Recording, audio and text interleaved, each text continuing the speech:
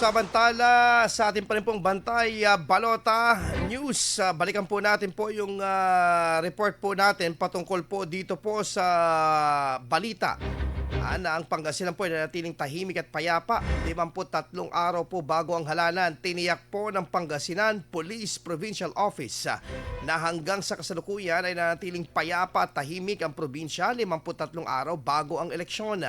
Ayon kay Pangasinan Police Director Police Colonel Rolifer Capocchian, sa isang panayam, malaking bagay umano ang paglalatag ng COMELEC checkpoints maging ang police presence sa buong lalawigan. Samantala, umabot naman po sa 20 baril na nakumpiska ng mga otoridad simula ng ipatupad ang campaign period.